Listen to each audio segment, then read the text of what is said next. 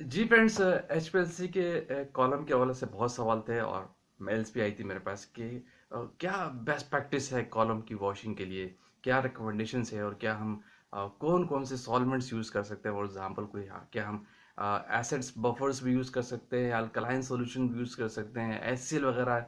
तो बहुत सारे अपोजिट बातें थी इस हवाले से, तो मैंने कहा इस पर एक शॉर्ट वीडियो आपको दोबारा बताता हूँ कि एचपीएलसी की वॉशिंग का आसान तरीका क्या है और आफ्टर वॉशिंग आपको जो बेस्ट प्रैक्टिस इंडस्ट्री में एग्जिस्ट करती है, आपको किस तरीके से एचपीएलसी कॉलम को वॉश करना है वो मैं आपको बताता हूँ। आगे चलने से पहले आप देख रहे हैं मेरा चैनल वॉइस ऑफ क्यानी और मैं सफदा खान क्यानी। अच्छा फ्रेंड्स, देखिए एचपीएलसी का जो कॉलम है, आपको पता है रिकमेंडेशन यही है कि आफ्टर एनालिसिस आपको कॉलम को वॉश करना ज़रूरी होता है, लाजमी है, वरना आपके कॉलम की परफॉर्मेंस, आपके कॉलम की एक्यूरेसी, आपके कॉलम की जो एफिशिएंसी वो ख़राब हो जाती है। तो इसमें रिकमेंडेशन जो है कॉलम की वॉशिंग के लिए वो जस्ट 3 ही सॉल्वेंट है, याद रखिएगा। 3 सॉल्वेंट से जिससे पूरी इंडस्ट्री के अंदर वॉशिंग होती है और 90% बेस्ट प्रैक्टिस यही है। आप कुछ रिपोर्ट्स में, आपको साइट्स पे, डॉक्यूमेंट्स में आपको मिलेगा कि आप इस सॉल्वेंट से या एडिटिव्स भी यूज़ कर लें कुछ, लेकिन इंडस्ट्री में जो इंटरनली जो काम हो रहे होते हैं, जो बेस्ट प्रैक्टिस है, उनमें ये जस्ट 3 सॉल्वेंट्स यूज़ करते हैं। ज़्यादा रिकमेंडेशन 90% आपको जगह पे यही मिलेगा। या वो और 3 सॉल्वेंट्स क्या है, जिसमें आपका डिस्टिल वाटर होता है प्योर, जिसकी कंडक्टिविटी कम होनी चाहिए। अगर उसकी कंडक्टिविटी 1 से ज़्यादा आ रही है या पीपीएम उसका ज़्यादा है तो उसको यूज़ नहीं करें। रिकमेंडेशन वाटर के लिए ये डिस्टिल वाटर और फिल्टर्ड हो, ठीक है, 0.45 से या 0.22 से आप माइक्रोन फिल्टर से आप फिल्टर करें और उसकी कंडक्टिविटी लो हो। यानी वाटर रिकमेंडेशन है, एसिटोनाइट्राइल है और मेथनॉल है। ये 3 सॉल्वेंट यूज़ करते हैं कॉलम की वॉशिंग के लिए, आपकी कोई भी एनालिसिस है। अब इन सॉल्वेंट को यूज़ किस तरह करना है, ये मैटर करता है।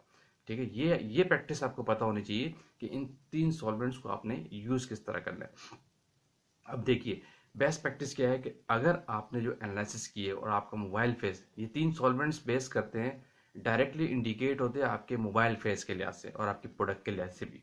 अगर आपने कोई ऐसा मोबाइल फेस यूज़ किया है जिसके अंदर बफर्ड यूज़ है, सॉल्ट्स का कोई बफर, आपने पोटाशियम फॉस्फेट का कोई बफर यूज़ किया मोबाइल फेस के अंदर, फिर मेथनॉल मिक्स है, वाटर मिक्स है, या कोई फॉस्फोरिक एसिड 0.5 ml 10 ml भी डलता है, कुछ बाद मोबाइल फेस ऐसे होते हैं।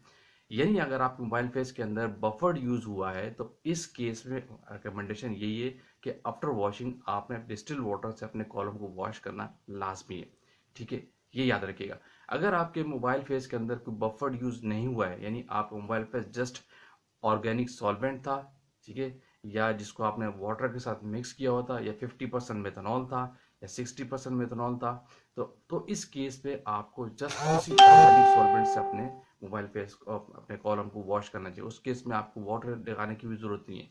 फॉर एग्जाम्पल, आपकी कोई एनालिसिस ऐसी थी कि जिसके अंदर जस्ट 100% प्योर मेथनॉल यूज हो रहा है, ठीक है ना, बहुत सारी एनालिसिस ऐसी है कि वो मेथनॉल पे होती है, एसिटोनाइट्राइल पे कोई एनालिसिस नहीं होती। अभी तक मेरी प्रैक्टिस में भी नहीं आया है कि आपने कोई ऐसी एनालिसिस की हो जिसमें आपने 100% एसिटोनाइट्राइल यूज किया हो। मेथनॉल यूज होता है, याद रखिएगा। मेथनॉल हैवी सोल्यूशन है, ये आपके कॉलम का प्रेशर हाई कर देता है, सही है, आपके इससे ब्लॉकेज के चांसेस भी ज़्यादा होते हैं। ठीक है, अगर आपने प्योर मेथनॉल यूज किया है तो इस केस में आपको no need to wash column with distilled water after analysis. You should be washed, your column should be washed only with the methanol. ठीक है, अगर आपने मेथनॉल यूज किया है जस्ट 100%, आपका मोबाइल पे ऐसा था, तो आफ्टर वॉश आज जस्ट मेथनॉल से वॉश करेंगे, वहां पे आपको वाटर चलाने की भी जरूरत नहीं है। ठीक है, अच्छा यहाँ पे एक पॉइंट याद रखिए, अगर आपने किसी कॉलम के अंदर मोबाइल फेस में वाटर चलाया हुआ है, ठीक है, तो उससे उससे डायरेक्ट इन बफर्ड है, तो उसके बाद भी बड़ा ख्याल करना पड़ता है कि अब आपको वाटर किस कंडीशन पे चलाना है और किस पे नहीं, ये भी पॉइंट मैं आपको बताता हूँ। अगर आप मोबाइल फेस में जस्ट मेथनॉल था, यानी ऑर्गेनिक सॉल्वेंट था, तो आप आफ्टर एनालिसिस वाटर से वॉश नहीं करेंगे, जस्ट आप मेथनॉल से वॉश करेंगे। अगर आपके मोबाइल फेस के अंदर बफर्ड यूज है तो आफ्टर एनालिसिस आप पहले वाटर से वॉश करते हैं, फिर उसके बाद मेथनॉल या एसिटोनाइट्राइल यूज करेंगे। अब करेंगे किस तरह, थोड़ी सी ये प्रैक्टिस करें। इसके लिए बेस्ट प्रैक्टिस क्या है, फॉर एग्जाम्पल, अगर आपने बफर्ड मोबाइल फेस यूज किया है, रिकमेंडेशन यही कि आफ्टर एनालिसिस आप अपने उस कॉलम को 1 घंटे तक प्योर डिस्टिल्ड वाटर से वॉश करें। ठीक है, आप फ्लो रेट को चेंज करते हुए, ऐसा नहीं कि आपने एसिटोनाइट्राइल वाटर लगाया वॉशिंग के लिए, डायरेक्ट 1 ml का फ्लो रेट दे दिया। एनालिस्ट की ये गलत प्रैक्टिस होती है कि एचपीएलसी फ्लो रेट को डायरेक्ट 1 पे चला देते हैं। कभी भी आपने इस तरह नहीं करना होता है। अगर आपने चाहे अपना मोबाइल फेस लगाना हो, चाहे सॉल्वेंट लगाना हो, चाहे डिस्टिल वाटर लगाना हो, चाहे मिथेनॉल लगाना हो, हमेशा फ्लो रेट को ग्रेजुअली इंक्रीज करेंगे। आप ये बात याद रखिएगा। अब वॉश करने आपने कोई बफर चलाया आफ्टर एनालिसिस, तो पहले आप उसको डिस्टिल वाटर से 1 घंटा वॉश करेंगे, 60 मिनट तक आप वॉश करें। उसके लिए रिकमेंडेशन ये है कि आप उसको 30 मिनट्स तक 0.5 ml फ्लो पे चलाएं। यानी आपका डिस्टिल वाटर का फ्लो रेट 0.5 ml पर एम होना चाहिए, उस पर आप चलाएं 30 मिनट तक। उसके बाद 30 मिनट के बाद अपने उस डिस्टिल वाटर का फ्लो रेट 1 ml कर दें।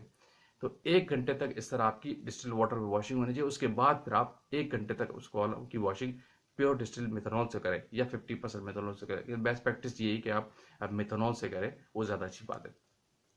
फिर डिस्टिल वाटर का जो प्योर मिथेनॉल होगा उसको भी आप इसी तरीके से 30 मिनट तक 0.5 ml पे चलाएं और 30 मिनट तक 1 ml पे चलाएं।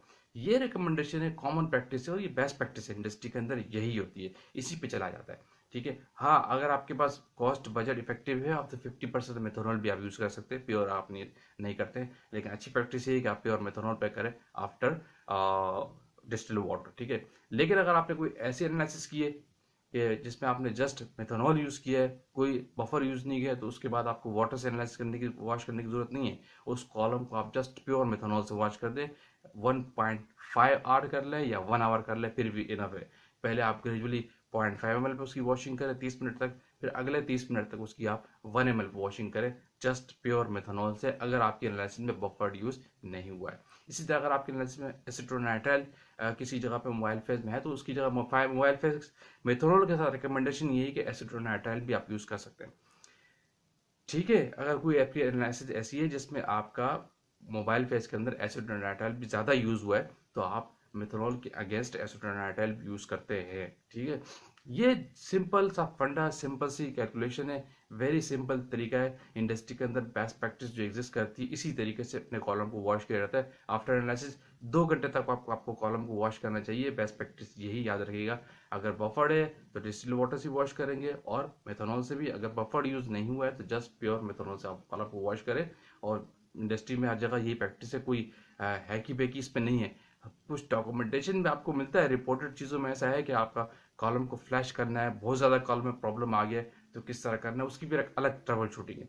मैं यहाँ पे जस्ट आप एक सिंपल फार्मूला बता रहा हूँ कि किस तरह करना है। अगर कोई केस आपकी क्यूरीज है कि कॉलम हमारा बहुत ज़्यादा हाई प्रेशर कर रहा है, तो फिर किस तरीके, फिर वॉशिंग का क्राइटेरिया फिर थोड़ा डिफरेंट हो जाता है जब आपका कॉलम बहुत ज़्यादा प्रॉब्लम करने लग जाए। लेकिन रूटीन एनालिसिस पे रूटीनली आपको कॉलम को इसी तरीके से वॉश करना है जिस तरीके से मैंने आपको बताया।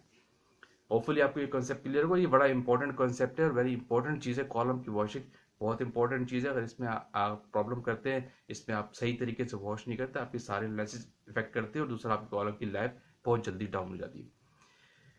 जो लोग चैनल पर न्यू है वो लाजमी सब्सक्राइब कर दीजिए। वीडियो को एंड करते हैं, आएंगे इंशाल्लाह किसी और टेक्निकल बात के साथ। Thank you for watching. अल्लाह हाफिज़।